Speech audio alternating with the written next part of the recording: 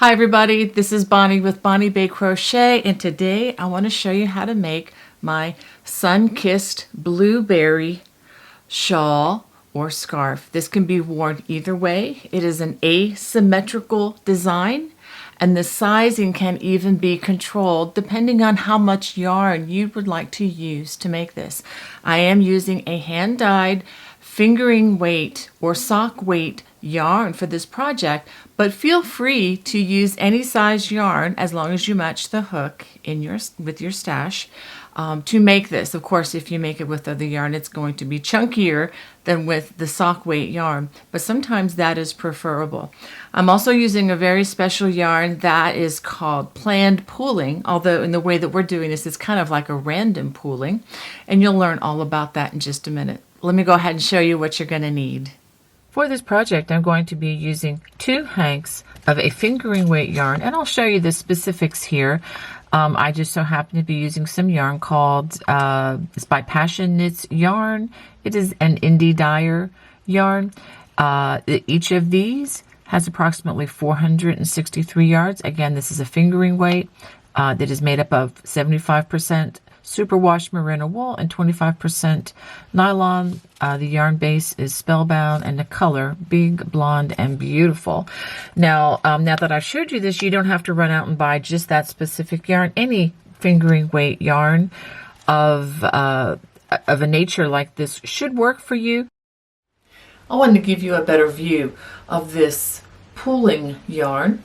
You can see it has just a deep color on one side, but I'm going to unravel this and show you what it looks like before you roll it up as a hank. So you can see that just one little section of this has the darker or different color shaped yarn, and the rest of it, while it may vary as it transitions to the solid, is mostly of a different color. So the area that we're going to work our little shell is going to be this deep colorful part here. And I'm going to use 2 of these, and I will show you the label in just a second. I'm going to be using 2 of these for this scarf.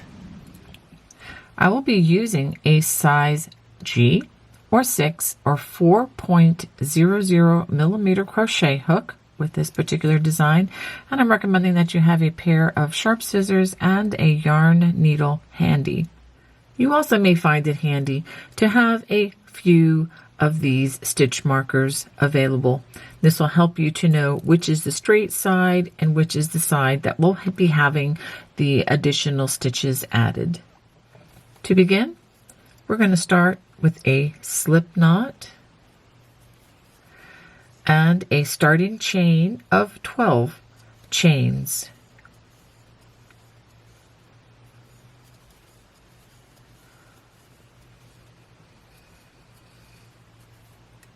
Now we're going to begin row 1 by working a double crochet in the 4th chain from the hook. So count 1, 2, 3, 4. This loop does not count as a stitch. And we're going to work double crochets in each of those chains all the way across. At the end of this row, you should have 9 double crochets, and I am not including the chain at the beginning of this as a stitch. Just want to be clear about that. This is what you should have after row 1.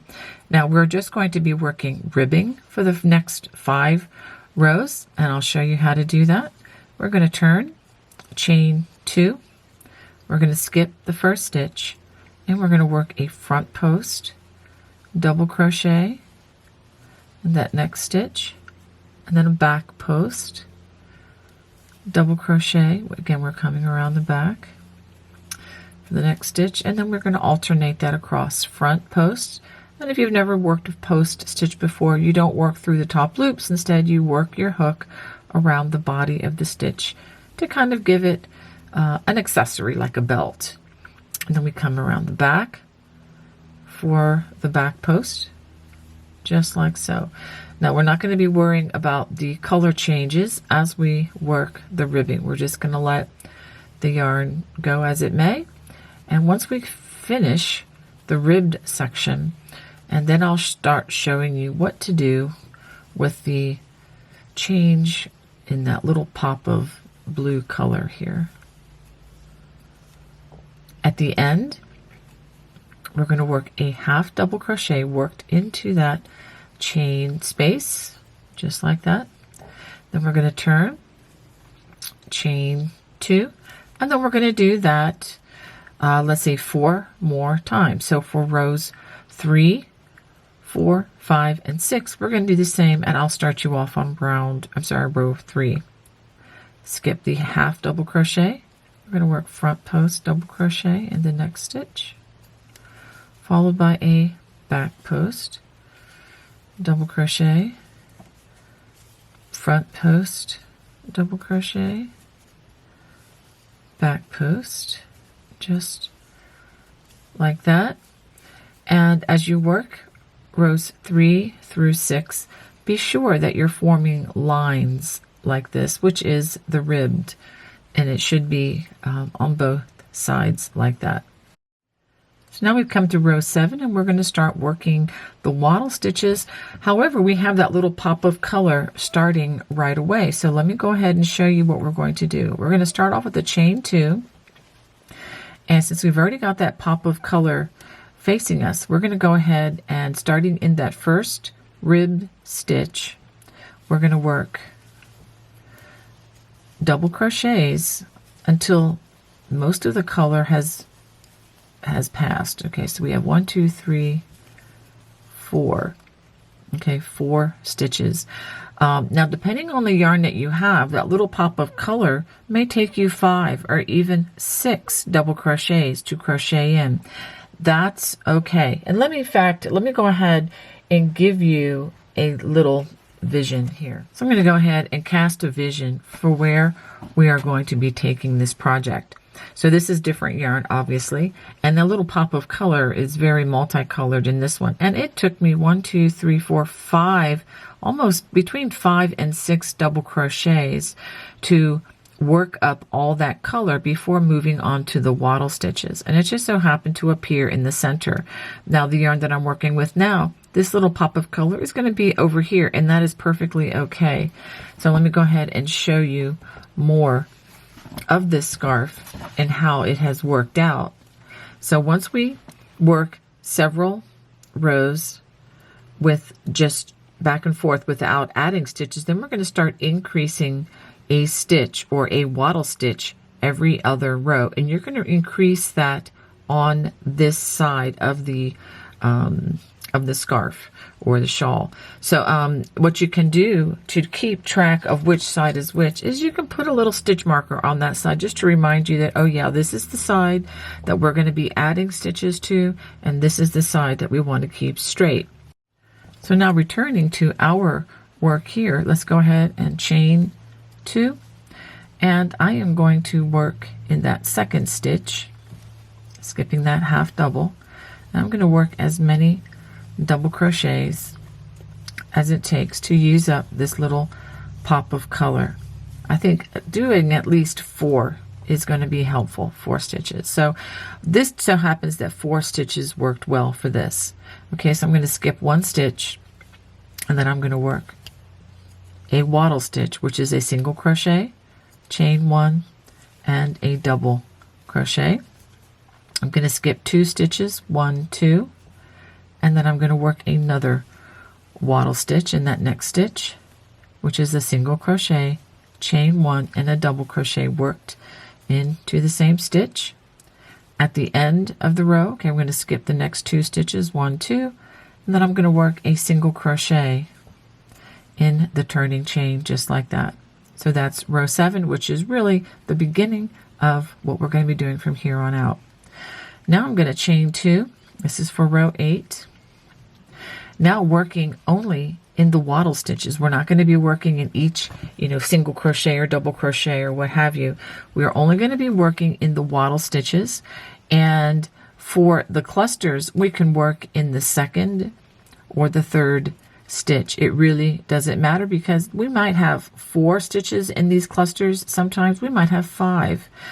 Since we have the chains here at the beginning, This may end up being, a cluster of 5. At any rate, you want to shoot for the center of the cluster when you work in these shells. And we're going to treat them the same way that we would working in the chain 1 space of the waddle stitch. It's not as complicated as it sounds. Let me go ahead and demonstrate. So this is for row 8. We're going to skip to the first chain 1 space in the waddle stitch and just work the waddle stitch, single crochet, chain 1, double crochet. And we're going to do that here again. And what we're going to do is we're just going to keep doing that until we start to see the transition from, to the white and blueness of this yarn, or of course whatever color yarns that you are using. And again, in the top of that cluster, we work a waddle stitch. And in the turning chain, we're going to work a single crochet. So that's row 8. Now again, depending on your yarn, for row 8, you may have had something quite different. You may have had another pop of color there. That's okay. This is a very randomly crocheted kind of a design. Chain 2. This is for row 9. And then we're going to work either waddle stitches or the cluster in each chain 1 space. So we're going to work a waddle stitch here. Again, I'm constantly keeping my eye on the yarn and to see, when the chain's going to come. Okay, I'm starting to see, I think I'm going to make the turn, and then I'll change the color or change the stitch. Okay, so I've worked 3 waddle stitches. I'm going to single crochet in that turning chain, chain 2. Now we're already into the blue. Working in this stitch, I'm going to make that cluster. So 1, 2, these are double crochets, 3, 4. So 4 seems to work pretty well there. Again, I had the turning chain included in that color change. So there again, you may have 5 stitches once the project gets to be larger and we're just working across the row and we're not dealing with as many turning chains. All right, so let's go on, keep it going with waddle stitches in each of those chain 1s from the previous rows, waddle stitches, and then a single crochet in the chain 2 turning chain.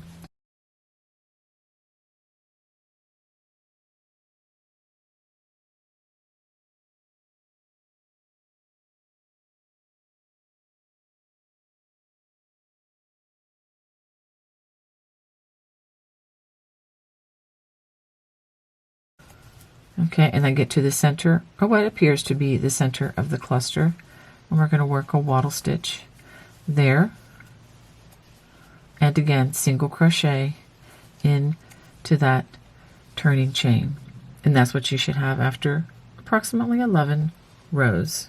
So now for rows 12, 13, and 14, we're just going to continue doing the same thing with the chain 2, working waddle stitches in those chain 1 spaces. And when you get to that little pop of color, make sure that you work 4 to 5 double crochets. Now for row 15, we're going to do the same. We're going to chain 2 and we're going to work across the row and what I'm going to call pattern stitch, which means working the waddle stitches and or that shell cluster when the color changes. Okay, I'm starting to see this looks like it's gonna change very soon. Okay, so we've worked across the row. Now what I want you to do is we're gonna work extra stitches in this turning chain. We're gonna work not just a single crochet, but we're gonna work single crochet, chain 1, and a double crochet. We're gonna work a waddle stitch, and that's gonna be our first increase. So what I'm gonna have you do is take a stitch marker and let's go ahead and mark that waddle stitch for now. Okay, that's just to remind us that this is the side that's going to be getting better. I can say it's the right side or the left side, but it really doesn't matter because this scarf is going to be totally reversible. Okay, so we've added an additional stitch. So now we have 1, 2, 3, 4 waddle stitches and or clusters. So waddle stitches with the occasional shell cluster in there. So we're going to chain 2, turn. This is for row 16. This is going forward. So we're just going to work in those stitches, and look at that, the color has changed. Let's go ahead and do a cluster. I was about to do a waddle stitch, but I corrected myself. 1, 2, let's just work. We're going to work four stitches there. Even though it bleeds over a little bit into that yellow, it really doesn't matter. I just want to keep the consistency of at least 4 stitches. And then single crochet, chain 1, double crochet for that waddle stitch in every chain 1 space as we work across. I know I went a little fast there, but I am doing basically the same thing that I've already instructed. The end of the row, single crochet in that turning 1 space, chain 1 or chain 2 space. So go ahead and make sure that this side stays straight. That's very important. Chain 2, turn. Now this would be row 17, and it's going to be the same as what we worked for row 15, except that we're going to be adding an additional stitch. So let's go ahead and work that across. Waddle stitches in each of those chain 1 spaces.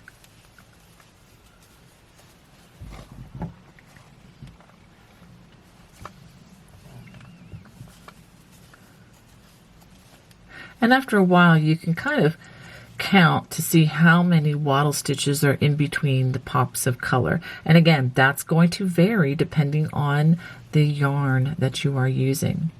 All right, so let's go to the center. And let's just say here, I'm going to make a waddle stitch into that little shell cluster. And then we get to the chain 2 turning chain, and we're going to work a waddle stitch there as well. Turn, chain 2, and we do not increase on this row. We just simply work waddle stitches in each of the chain 1 spaces as we work across. Okay, now here comes the color changing. I'm going to back that out. I'm going to go ahead and make this a cluster right here with the white and blue. That's 2, 3, and 4. So it looks like 4 is going to be the best number for me to use for this yarn. And then waddle stitches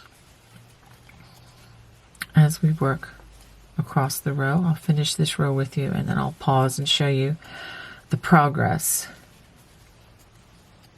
This is going to be a very interesting colored scarf shawl combo. Single crochet in that chain 2 space until you can start to see how this is going to increase. This increase looked a little dramatic to have that cluster there, but it's going to correct itself, and this will, eventually be very, very nice as we go across. And this is the part that's going to fit below the neckline as you wear this as a scarf. So we're going to the next row. Again, chain 2, and I'll do this one more time for you. This is a waddle stitch in each chain 1 space or cluster. And I'll just, again, show you this increase, because that's basically what we're going to do again and again and again all the way across until we use up most of the yarn. And I will give you specific rows on what I'll be doing when I return back to the ribbing, because what I'll do is I'll return back to working the ribbing, and we'll even consider some optional finishing edges as well. Okay, so the next space is that cluster, so we work a waddle stitch in that cluster, and then we work in that next chain 1 space, and then in the chain, turning chain, which is a little tricky to see, but you can find that it's a chain 2 turning chain. We're going to work another waddle stitch, chain 2, and then it looks like we're back to another cluster right here on the edge. So we're going to work 4 double crochets, okay, and then returning to waddle stitches again.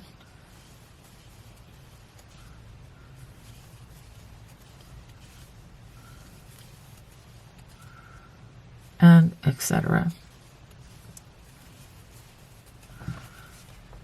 So this is pretty much what we're going to do. I'm going to go ahead and finish this row.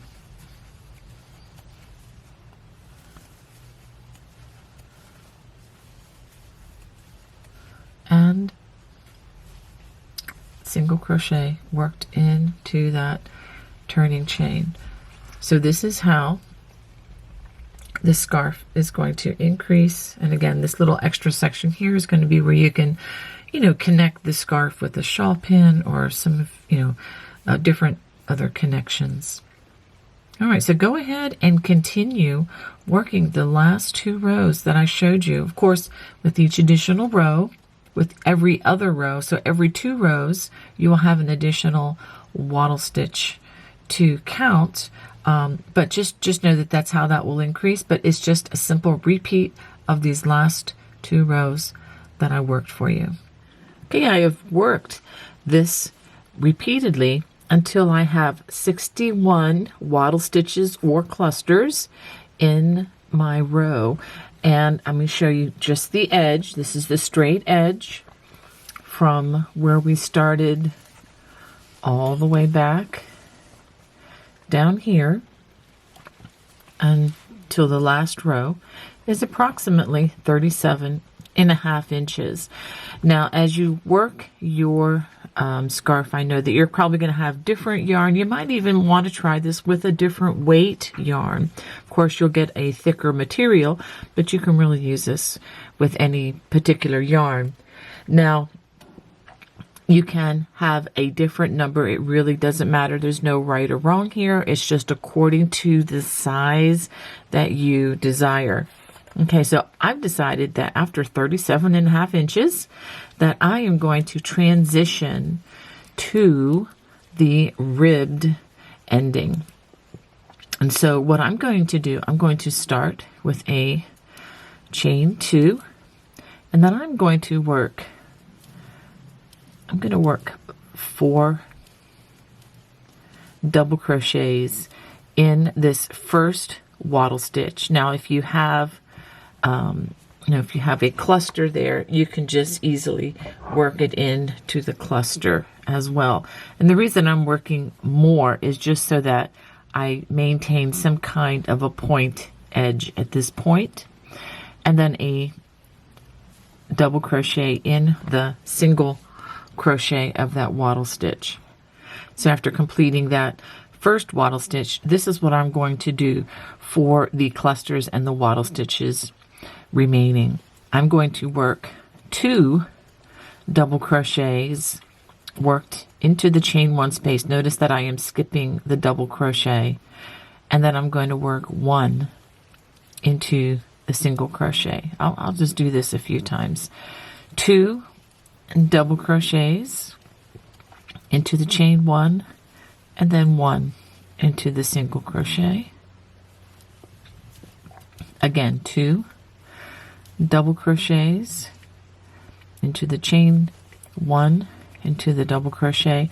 Now we're going to work 3 stitches over this cluster, so I'm going to skip that first stitch,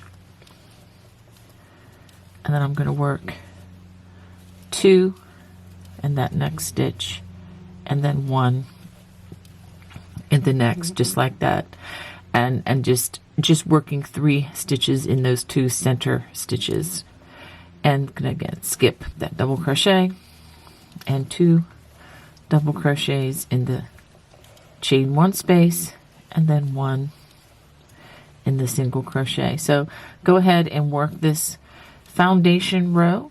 When you're ready to transition to the ribbing,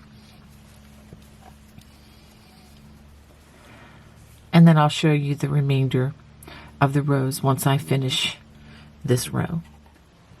At the end of the row, I'm just going to work a double crochet into the turning chain, and the goal here is just so that this edge is as even as it can be along the edge. If you feel like you don't need that end stitch, then just skip it, but definitely go for what makes this look the most even. Now for row 2, we're going to start with a chain 2, skip the first stitch, and then we're going to work a front post double crochet followed by a back post double crochet, front post double crochet, and back post double crochet. We're going to alternate that all the way across the row, and I'll show you how this row ends. At the end of the row, I'm going to work a front post double crochet in that last stitch. Now if you have a different number of stitches, since this is a multiple 3, you could conceivably have an even number and you would just end with a back post. Just maintain whatever you have there. I'm going to work a half double crochet in that turning chain, and I'm going to turn, chain 2. Now this is my row 3 of the ribbing, and since I ended with a front post, I'm going to skip that first stitch and start row 3 with a back post double crochet. Again, if you have an even number of stitches there, you may begin with a front post, but the goal here is to alternate back and front post stitches according to what you see. This is on the front side, so I'm going to work a front post. This is on the back side, so I will work a back post and alternate that accordingly. So go ahead and work rows 3, 4, and 5 in the same manner. So this is what it should look like after finishing 5 rows of ribbing. And yes, this is totally reversible. Of course, once I hide my loose strands, it'll look a lot better. Now if you turn 90 degrees, and this is working along the straight edge, I am going to rejoin my yarn. I could have just continued my yarn had I been thinking about it. Now I'm going to rejoin my yarn. Now if you had just ended like I just did and you want to just continue, then you can. I should have thought about that more clearly before I fastened off, but you can go ahead and just continue on with a chain 2. I'm going to rejoin my yarn with a slip stitch, and then I'm going to actually pull that rather tightly, and then chain 2, and then I'm going to work a double crochet into that same space as joining, and then 2 double crochets in each of these end of rows with the ribbing, and then I'll show you how to continue on working in those waddle stitches. All right, sorry for the noise outside. As soon as I sat down to record, my neighbors decided that they are going to cut their lawn, so thanks for forgiving that. Now once you come to the waddle stitch row ends, we're going to do something a little bit different.